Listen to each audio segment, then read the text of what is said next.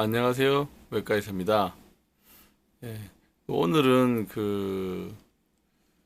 저도 암 수술을 한 번씩 하는데요. 위암에 대해서 잠깐 얘기할게요. 위암 수술에 대해서 얘기 드릴게요. 어, 우리 위암은 대부분 요즘 뭐 증상이 있어서 위내시경 하는 경우도 있지만 증상이 없어서 이제 없어도 건강검진을 하면서 위내시경 하다가 발견되는 경우가 많죠. 그래서 뭐 조기 위암으로 발견되는 경우가 많습니다. 그래서 일단 위내시경 해서 그렇게 발견되는 경우가 많고요. 조직 검사를 하게 되죠. 그러면 이제 그 조직 검사가 보통 한 일주일 정도 지나서 나오면 거기서 위암으로 진단되면 아, 위암이구나 이렇게 되는 경우가 있죠. 그래서 위암으로 그렇게 진단은 이루어지고요. 대부분 진단이 되고 나면 이제 치료를 해야겠죠. 치료는 크게 이제 수술 안 하는 방법, 내시경으로 하는 방법이죠. 내시경으로 절제하거나 또는 수술해서 절제하거나 아니면 수술을 못할 정도로 많이 진행된 경우가 있습니다. 그런 경우에는 또 항암 치료, 약물 치료를 해야 되겠죠. 그 세 가지로 보통 나뉘거든요. 그래서 암종이 매우 작고 작다 그러면 내시경으로 싹 걷어냅니다. 싹 걷어내는 치료를 할 수 있고 그 정도로 내시경을 걷어낼 수 없을 정도로 조금은 진행되었다. 초기이긴 하지만 진행되었다. 또는 좀 많이 좀 진행되었다. 그러면 그게 수술할 수 있을 것이냐 말 것이냐. CT 복부 단층 촬영 CT를 찍어보면 어느 정도 예측을 할 수 있거든요.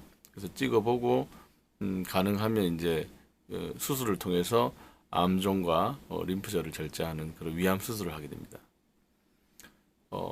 CT를 찍었는데 너무 많이 퍼졌다, 너무 많이 진행되었다. 그러면 약물 치료를 이제 시작하죠. 바로 약물 치료를 시작합니다. 항암 치료를 시작하죠. 그렇게 해서 이제 수술이 어느 정도, 아니 치료가 어느 정도 결정됩니다. 내시경으로 하냐, 아니면 수술을 하냐, 아니면 약물 치료를 하냐. 그 중에 이제 수술 같은 경우에는 또 두 가지가 있는데요. 보통 복강경으로 하느냐, 아니면은 전통적으로 하는 개복, 배를 이제 열어서 하는 개복 수술을 할 거냐. 물론 그 복강경 중에는 로봇이라는 방법도 있습니다. 로봇으로 하는 방법도 있습니다. 그래서 수술로 들어가면 간단하게는 뭐 개복 수술하는 복강경 수술인데 그것도 전문가적인 입장에서 또 나누기 시작하면 안에도 상당히 많이 또 나눠집니다.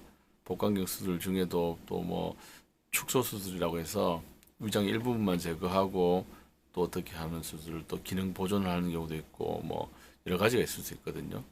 여러 가지가 있으면 또 우리 일반인들이 또 선택하기 어렵죠. 스스로 뭐는 걸 할까 선택하기 어려운 경우가 많은데 대부분은 뭐 여러 분들이 환자분들이 방문하시는 의료기관의 의료진의 어떤 성향이나 의료진의 권유나 그런 거에 따라서 또 수술을 받으시게 되죠. 그래서 수술 받으시고 또 회복되시고 그렇죠. 수술을 받고 나면 뭐 조직 검사를 통해서 병기가 정해집니다. 1기냐, 2기냐, 3기냐, 뭐 4기냐 정해지게 되죠.